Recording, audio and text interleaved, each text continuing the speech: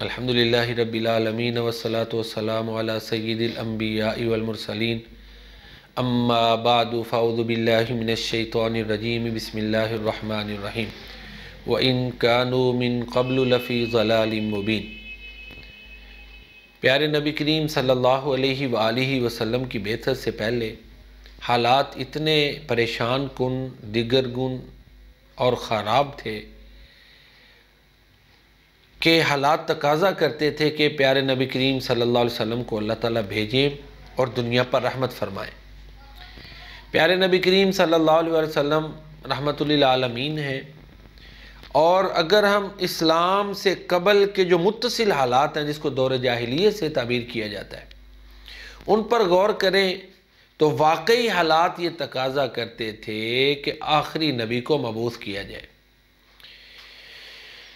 تین ہی الہامی ادیان تھے یا تین ہی مذاہب الہامی تھے، یہودی، عیسائی اور حنفاء، جو اپنے آپ کو ابراہیم علیہ السلام کے پیروکار کہتے تھے، اور تینوں میں ہی اتنا زیادہ بگاڑ آ چکا تھا کہ اب سیدھا راستہ ڈھونڈنا، اس کا ملنا ناممکن تھا۔ چند مثالیں میں آپ کے سامنے رکھتا ہوں۔ سیدنا سلمان فارسی رضی اللہ تعالیٰ عنہ پارس کے رہنے والے تھے، اور ان کے والد محترم ایک جاگیردار تھے، مجوسی تھے، آگ کی پوجا کرتے تھے۔ ایک دفعہ انہوں نے دیکھا عیسائیوں کو، ان کے گرجا میں گئے، عبادت کرتے ہوئے دیکھا تو انہیں ان کا طریقہ پسند آیا، زیادہ اس کو پسند کیا، دلچسپی لی، کنورٹ ہو گئے، مجوسیت چھوڑی، عیسائیت قبول کر لی۔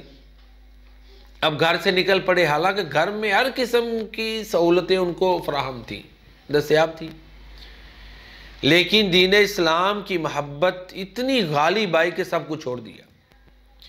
ایک پادری کے پاس، دوسرے کے پاس، تیسرے کے پاس، حتیٰ کہ جو آخری پادری تھا، توجہ فرمائیں کہ اس نے کیا کہا؟ اس نے کہا کہ اب مجھے اس پوری زمین پہ ایک بندہ بھی ایسا نظر نہیں آتا کہ جو صحیح دین جو عیسیٰ علیہ السلام لے کر آئے تھے اس کی تعلیمات دیتا ہو۔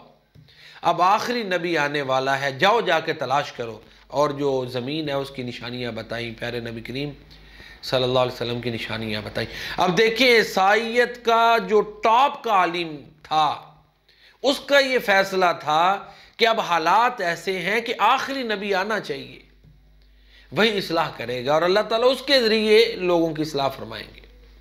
یہ تو تھے عیسائیت کے حالات۔ یہودیوں کے حالات یہ تھے کہ یہودی عیسائیوں کو کہتے تھے وہ کسی چیز پر نہیں، عیسائی یہودیوں کو کہتے تھے وہ کسی چیز پر نہیں۔ قرآن میں آتا ہے سورہ بقرہ میں، وَقَالَتِ الْيَهُودُ لَيْسَتِ النَّصَارَى عَلَى شَيْءٍ وَقَالَتِ النَّصَارَى لَيْسَتِ الْيَهُودُ عَلَى شَيْءٍ وَهُمْ يَتْلُونَ الْكِتَابَ۔ اللہ فرماتے ہیں حالانکہ دونوں صاحب کتاب تھے، کتاب پڑھتے تھے، اس کے باوجود تعصب، پریجوڈائس اتنا تھا کہ ایک دوسرے کو کہتا تھا وہ کسی چیز پر نہیں۔ یہودی حق اور باطل کو خلطمل کر دیا تھا انہوں نے۔ سورہ بقرہ میں اللہ تعالیٰ نے فرمایا وَلَا تَلْبِسُوا الْحَقَّ بِالْبَاطِلِ وَتَكْتُمُوا الْحَقَّ وَأَنْتُمْ تَعْلَمُونَ۔ تحریف کرتے تھے، کلمات کو ان کی جگہوں سے بدل دیتے تھے۔ يُحَرِّفُونَ الْكَلِمَ عَن مَّوَاضِعِهِ، اپنے ہاتھوں سے کلام لکھتے، کہتے اللہ کی طرف سے ہے۔ اللہ نے ان کے لیے ہلاکت کی وعید سنائی، فَوَيْلٌ لِّلَّذِينَ يَكْتُبُونَ الْكِتَابَ بِأَيْدِيهِمْ ثُمَّ يَقُولُونَ هَذَا مِنْ عِندِ اللَّهِ لِيَشْتَرُوا بِهِ ثَمَنًا قَلِيلًا فَوَيْلٌ لَّهُم مِّمَّا كَتَبَتْ أَيْدِيهِمْ وَوَيْلٌ لَّهُم مِّمَّا يَكْسِبُونَ۔ تو یہ حالات تھے۔ پھر چونکہ تورات اصلی حالت میں محفوظ نہیں تھی، ان کے علماء نے، رہبان نے اپنی آراء کو دین بنا دیا۔ اللہ نے کہا کہ انہوں نے انہیں اپنے رب بنا لیا تھا، اتخذوا احبارهم ورهبانهم اربابا من دون اللہ والمسیح ابن مریم۔ یہ حالات تھے کہ دینی تعلیمات، سماوی تعلیمات جو تھیں وہ ناپید ہو چکی تھیں۔ سود کو انہوں نے حلال سمجھا، وَتَوَاخِذِهِمُ الرِّبَا وَقَدْ نُهُوا عَنْهُ وَأَكْلِهِمْ أَمْوَالَ النَّاسِ بِالْبَاطِلِ۔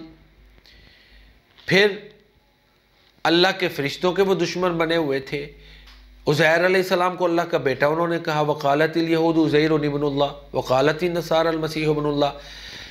یہودیوں میں بھی اتنا بگاڑ تھا کہ اب حالات تقاضا کرتے تھے کہ آخری نبی کو اللہ تعالیٰ بھیجے اور وہ نبی رحمت صلی اللہ علیہ وسلم اس دنیا کی اصلاح فرمائے۔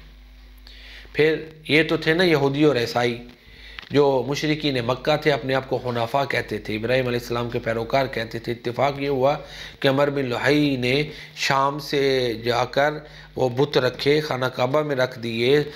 اسی طرح صفا مروہ کی پہاڑیوں پر اصاف و نائلہ کے بت پڑے ہوئے تھے۔ 360 بت خانہ کعبہ میں تھے۔ کچھ لوگ تھے، حنفاء تھے، جو دین توحید پر قائم تھے، لیکن وہ تھوڑے تھے اور معاشرے میں ان کی چلتی نہیں تھی، اور شرک بت پرستی اتنی غالب آ چکی تھی کہ مولانا حالی کے بقول قبیلے کا بت ایک جوتا تھا، کسی کا حبر اور کسی کا صفا تھا، کسی کا حبل اور کسی کا صفا تھا، یہ عزا پہ اور وہ نائلہ پر فدا تھا۔ اسی طرح گھر گھر نیا خدا تھا، نہا ابر ظلمت میں تھا ماہر انور، اندھیرا تھا فاراں کی چوٹیوں پر۔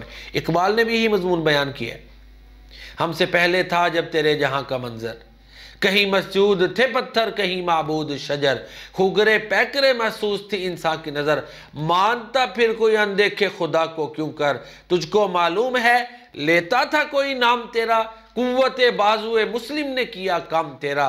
تو یہ حالات تھے، بت پرستی تھی، جنہیں توحید کا علم بردار ہونا چاہیے تھا، وہ بتوں کے پجاری اور اس دین کے مبلغین بنے ہوئے تھے۔ یہودیت جو ہے وہ بھی اپنی اصل سے ہٹ چکی تھی، عیسائیت بھی ہٹ چکی تھی۔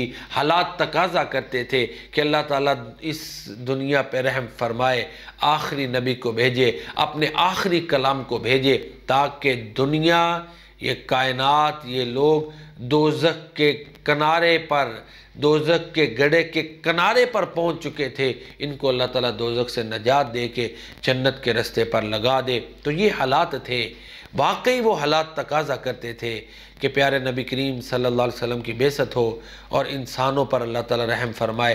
آج بھی حالات میں بگاڑ جو ہے، اس کا حل واحد ہے کہ ہم پیارے نبی جو نبی رحمت ہیں، جو رحمت للعالمین ہیں، ان کی تعلیمات کو اپنائیں، ان پر عمل کریں، تبھی یہ دنیا جو ہے اس کے معاملات درست ہو سکتے ہیں اور یہ نجات کی راہ پر چل سکتی ہے۔